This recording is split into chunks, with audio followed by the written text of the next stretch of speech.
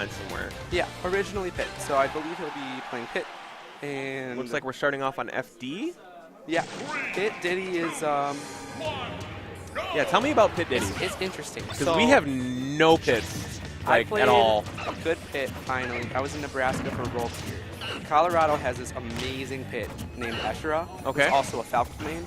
And Falcon or Falco? Falco. Okay. And actually beat JJ in the first set. Wow. And then JJ came back later on in the tournament. But what things about Pit, there's a couple things you gotta know. If you're gonna get grabbed, you're gonna get up smash. Anytime you're landing, Pit can throw up smash and it can't be beaten by anything. Okay. You're just gonna get up smash because it has so many multi-hits. So there's that. His tilts. Pit has great edge guarding game. And Chompy is successful with Pit because Chompy is one of the most patient players I know.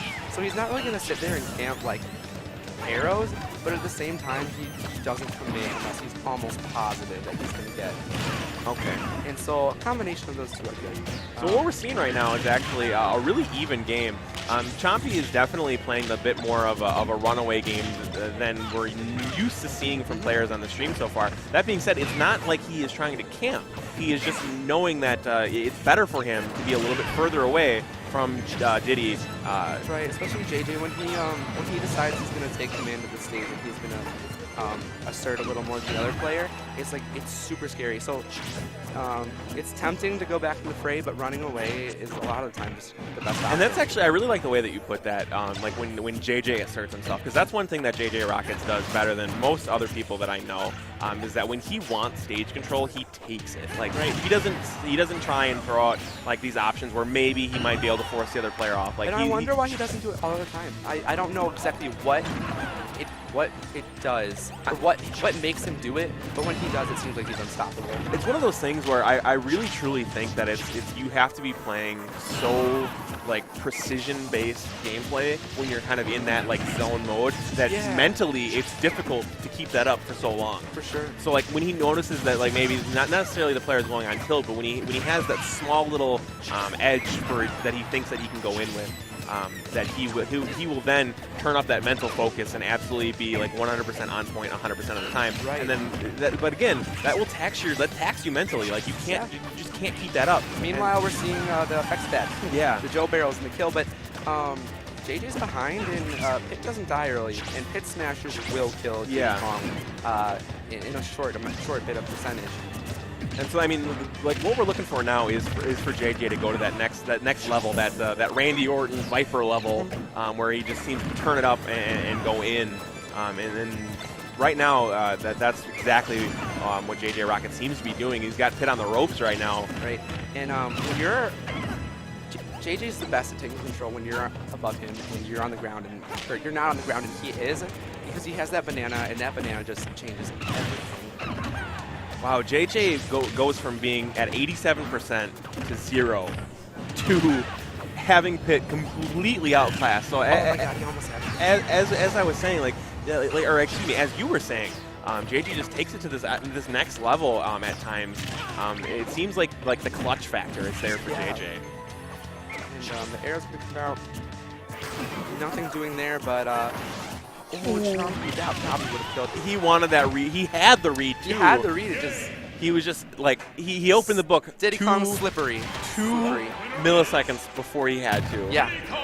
So JJ, after a really rough start there, you know, stands his ground and takes game 1. What do you think Chompy can do differently here to prevent that from happening?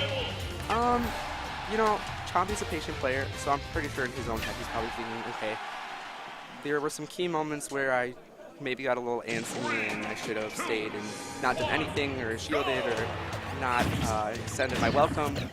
He's probably other things than that, but the only other thing he could possibly try and do is out-overwhelm JJ, which is doable for sure. It seems like Pit has the tools. Like Pit has the tools to keep a lot of pressure on his opponent. That being said, it just doesn't seem to be within Chompy's style to do that. So that's going to be something. And we like to call those Marshall stocks in Wisconsin, where you use SD in a very preventable manner. Yes. But You know, I think Pitt, you're saying Pitt does have the capabilities to overwhelm, and that's one of the gambits you have to play. If you're going to try and overwhelm JJ, I know this because I play him a lot, it's a mind game, because he may just decide, okay, I'm just going to play really defensive now instead. And if you can catch him before he switches into that mode, you might be good, but otherwise you could get... It's kind of like when... it's embarrassing. Like, if for any football fans out there, it's when you catch the defense in an audible. Yeah. Like you catch them halfway through adjusting, and it can kind of really cross up their gameplay. And that seems to kind of be where JJ is going right now. It seems like he's trying to take it to that next level, sort of gearing up, putting his foot on that accelerator to try and take Pitt down. Because he is, I mean, he's lapped right now. He's a full stock down, and he really, if he wants game 2, he really needs to take it right now. Fancy little footwork there. He's going to survive, though. JJ always impresses me with his recoveries. Like, I always feel like he's like, no, he's way too low, and then all of a sudden, oh, a monkey rising into the heavens. Right, and Chompy just throwing out lots of hitboxes, saying, you know what, you're going to try and get me, but I'm just going to throw out Canadian Dare, multi-hitboxes, or something that stays out for a long time so that you can get in. Just that tiny little back air, pixels before he dropped on the stage, and gets game 2 there. So what do you think for counter pick? Is JJ a salty run backer? JJ.JJROCKETS like Smashville. I could see him going Smashville. Always, he likes Smashville. Which he shouldn't, because I've seen him go instant Smashville against Sheiks, and he just needs to not do that. No, you never know. He's going to go Town City probably because he doesn't want to die as early as he has been, I guess. Well, actually, Town City... Oh, off the sides, okay. Yeah. I was going to say, Town City has really low blast zones up on the top, and I know that the side blast zones aren't exactly huge either, but I mean, I suppose if he gets the, an up smash read, it's going to kill way earlier. Yeah, and also, he and Zanotto lately, Michigan Diddy, they've been labbing I know up throw to up air.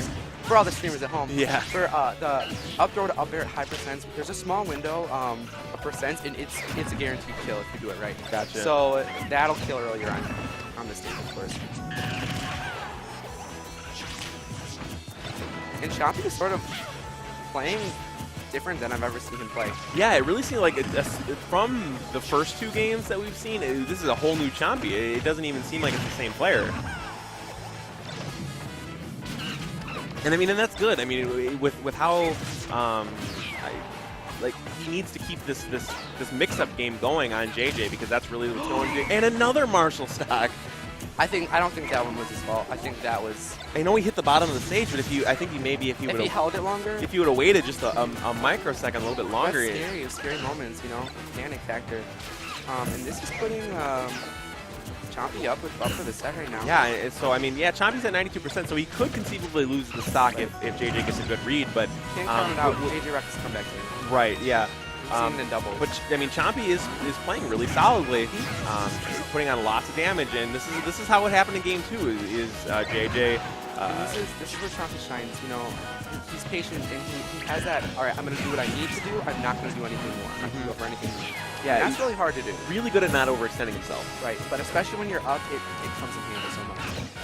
Yeah, because you're forcing your opponent to play your game. Like if you want to be aggressive, you can be aggressive. If you don't want to be aggressive, then hey, you just sit back and do what you got to do. But I'm sure that Chompy wanted a few more extra credit points. Yep, JJ with the rebuttal with an F smash, and it takes ooh, a couple what reps. A combo! My goodness, 30%. This monkey's real quick dirty. there. And as you see Chompy retreating, looking like maybe he's going to shoot an arrow, but he never really does. It's just that idea that maybe he'll shoot an arrow, so I better respect his space. Oh, tried the banana into roll read there. That was a hard read. He doesn't throw up that a lot. Gets the grab. What's this? That's going to be it. Oh, and he almost saved JJ on accident there. JJ's going to get JJ.JJROCKETS going to losers in round 3. Early. Wow, what is this tournament right now? I don't know. First and third seeds are we're dropping. And I want to say Big Mac is going to have an easier time, but at the same time, if you're going to beat JJ.JROCKETS, you're probably playing pretty well.